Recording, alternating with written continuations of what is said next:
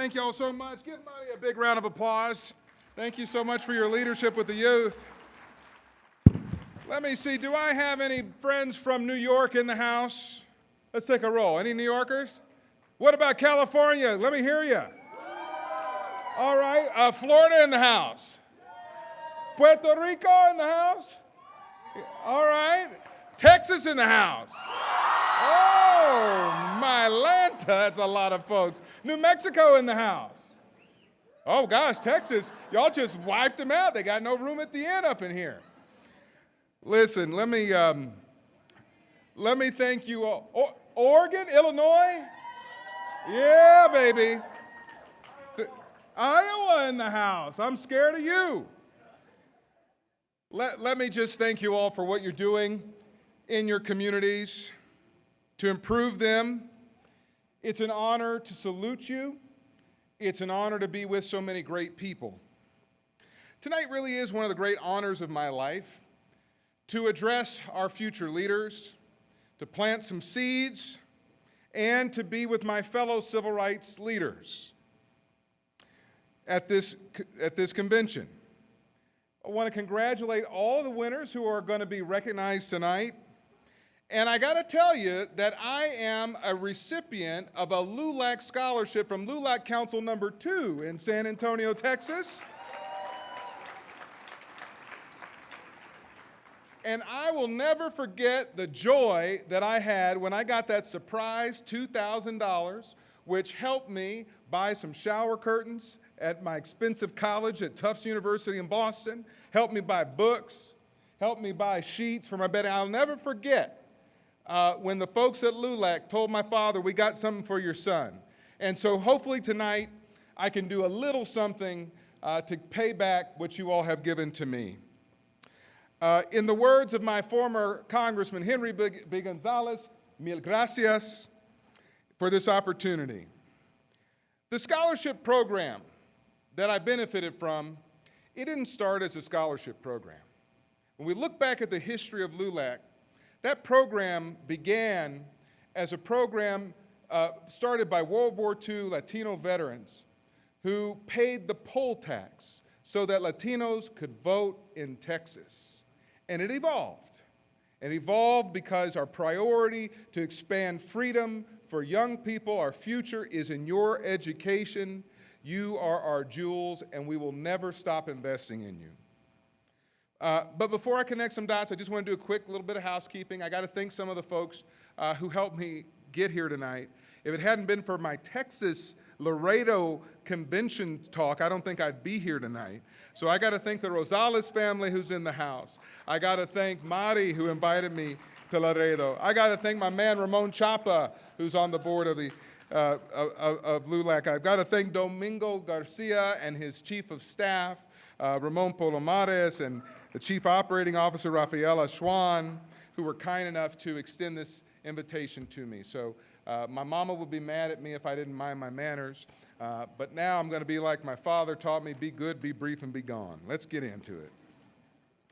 By a show of hands to my young people here in the audience, who here has gone to vote or gone with a parent or friend to vote? By a show of hands. Who's voted? Let me look at you. Keep your hands up, raise them high. Who's been to the voting box? I like what I'm seeing. Okay, now put your hands down. Who's maybe not old enough, who hasn't voted? Is there anybody in the house who's awaiting their first vote? I just want to see you. A couple of you, good. Okay, we can't wait to get you in. All right. Well, I wanted to get your attention a little bit with that because that vote, you need to know, is a diamond in your hands. It is a diamond worth a lot. And I stopped by to tell particularly Latino youth that you're at the center of the political universe. Do y'all know that? You're the big talk in all of politics. Everybody is talking about the emerging Latino population in the United States. And you're valuable. And no matter what you hear in terms of sometimes negative stereotypes, you are loved, Never forget that you are valuable and you are our future. Remember that.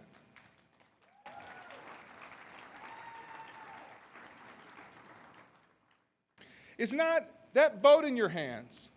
That vote, hear me closely, that vote in your hands is not valuable just because. With that vote, you put into power people who are able to help take on bad bosses who are providing bad working conditions and child labor. You help put into place health care and hospitals and places where for decades neighborhoods didn't have health care centers and where banks didn't lend money, where we couldn't get infrastructure for areas where people died in floods. That's the power of change, of respect, of value that you will hold in your hands. You will hold in your hands the power to control the air we breathe, the clothes we wear, how much miles per gallon our cars make. All of that happens in the power of the vote, whether people will get a fair wage. So you're at the center of the political conversation in American and global politics. You're the filet mignon. Maybe better yet, you're the hot potato. You're the hot potato in some ways because there are people who don't quite know how to handle this, right? Like they're like, we don't have enough experience with Latinos, and what are we gonna do when our country is got a huge population? And I think that I had to just let you know that there are forces.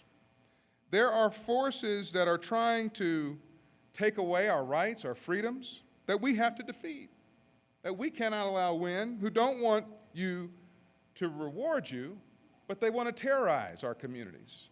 They want to scare families and have them in fear. They don't want to see you enjoy the benefits of America that we've had for many generations. They'd rather storm the Capitol on January 6th and see it all toppled down to make sure you're not looked at as a God-given treasure that I know and your families know and this country really knows that you are. And these are the forces that you're rising in. You all are rising stars in this room. But I would be remiss if I didn't put the challenge before you. And the challenge before you is a challenge that not just Tommy Calvert Jr. says, but our President Biden has said that the number one threat to America are white supremacist, domestic violence extremists. And the FBI says it too, that want to tear this country apart. How we live in this era, almost like Charles Dickens, the best of times and the worst of times. It's the best of times because many of you don't have these same biases. Many of you interact with diverse classes and friends every single day. And at the same time, you live in an era where the president and the FBI says the number one threat to our country are white supremacists trying to destroy the country. Now, part of this happened, this freaking out, if you will, happened when the figures came out that in the year 2045, it will no longer be a majority white nation. In 2045, it'll be a majority minority nation. Yeah? Latinos will be about 30%. Those of mixed heritage will be standing next to you, and African Americans as well. But with that ascendance, your challenge in this room is not to make the mistakes of selfishness and greed that many of these white supremacists have made when they were in power. You're not going to make that mistake, are you? I hope you aren't. We remember this day in American history. It's almost divine providence that we're gathered on this day, a day when former President Trump had to report to a courthouse in Washington, D.C. for being busted for being a bad hombre. Because the U.S. Justice Department has indicted him for trying to deny Americans of their constitutional right to vote. If we can't win, we will cheat, we will change the rules, we will overturn an election. President Trump has been charged with one count of conspiracy against rights and his alleged attempts to oppress, threaten, and intimidate people in their right to vote in an election. You have to remember all rights derive from our voting rights. All rights derive from our voting rights. Our right to speak what we have on our mind, our right to worship the way that we want to worship, our right to a free press to be able to expose big government and big business and be a check on those factors. All rights, our right to assemble and organize in labor and as a LULAC, all of those rights derive from voting rights. And if we don't do more, if from these great leadership seminars that you've been investing in, and your chapter leaders have been investing in, and community elders have been investing in you, if we don't increase the vote of Latinos in this country to higher levels than we're currently achieving today, we will have missed a mark.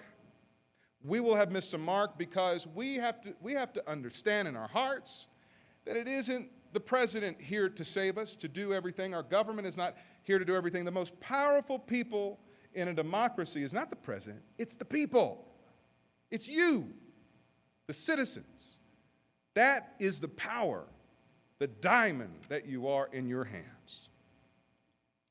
And so, you are very much in an amazing transition that you can see the war that has been cast against inclusion, diversity, and equity in this country. You saw it storm the Capitol. You see it putting out information on websites that are misinforming people of what's going on. You see it in leaders making up all kinds of things that are not true. And it's not up to the next person at your table to fix it. It's up to all of us in a democracy have to stand up in that democracy wherever we are. If we're an artist, there's ways to protest as an artist. If we're in corporate America, there's ways to hold your dollar and keep people who are trying to tear our democracy down from receiving it. If you're in elected office, it's the power to help ensure that elections are free and fair. And so these extremists are advocating for the superiority of the white race, and they were part of some of the most lethal attacks in 2018, 2019, and 2020. There were 3 or 4 that happened as well. And if you look at the divide in the politics, it's ugly, right? You have Republicans looking at their highest issue is immigration, Democrats looking at freedom and democracy. It's like we live in alternate universes. And when you really break this down, it's really related to the love of money. It's the root of all evil. Who we keep out, who we think is trying to take a job from us. That's what's been cast upon the Latino community. When all we're trying to do is take care of our families, raise a new standard in education in our families, and help our families. So we've got a lot of work to do. I know that these times have happened throughout history. Know that these things happen even in biblical times. Some of you may remember from your book of Exodus that the Egyptians were ruling the Israelites, and the Israelites were having more babies than the Egyptians. And so Pharaoh told the midwives who delivered the babies, just kill all the Israelite baby boys. Don't kill them all, just kill the baby boys, because it would allow the Egyptians to hold on to power longer. And today we see that in the vote. Voter suppression across America. Just shave off a few votes, we'll hold on to power a little longer. This is the world that you are walking into. It's a dark thing, but you are the light. You are the diamond. You are the changing mind. And you've got to stay that positive innocence, that glorious vision that's driven towards the goal of equality for all. It's not about being retributive to your enemy. It's about forgiving those who opposed you and bringing them in to love. Only love will conquer the hate that faces you. Are you walking with me on this?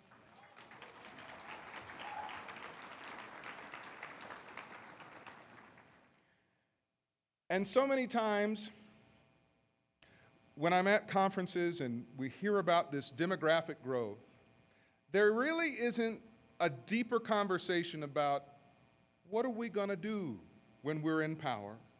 What are we going to do about the adult literacy? In my town, 25% of our adult population reads at a 5th grade level. And people act like it's not happening.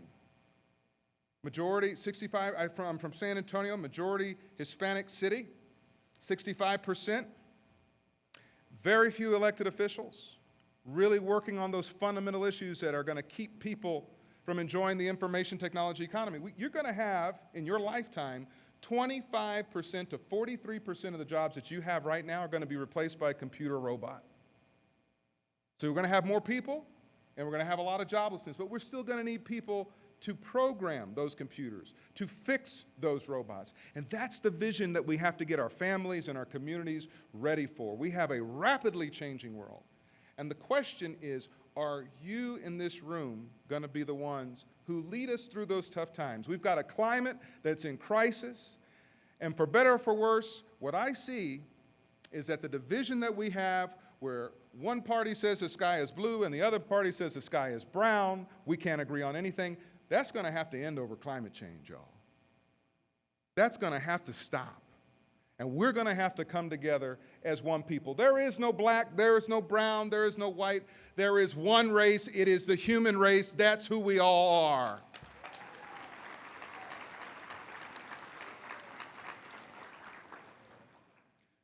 So we've been through a lot over the last decades, especially over the last 4 years. The Latino community has been called murderers and rapists and diseased, and babies separated from their children, babies crying for their mothers and fathers in detention centers, abused and traumatized. We've been through the pandemic. We've been through so very much. And it's been hard, and you've said it's hard. Young people are crying out for mental health. You're crying out for so many resources. And so think about, how are you going to take the lead? We're not going to be around forever. Think about not only the service you're providing, but think about taking a commissioner's spot, a city council spot, a school board spot. Think about taking a spot in Congress, and please think about a spot in the White House one day. We want to see you get to that White House, especially you ladies. And so as I go to my seat, I know I'm in a room full of great people. I have felt your affection. I have felt your civic purpose. I have heard the great things you are doing. You're rising stars. And as you rise, don't forget to take your community with you. We need to rise with you, and we know that you're going to take us to that promised land. Thank you all so much for having me. God bless you, and we look forward to seeing you take over. God bless you, LULAC.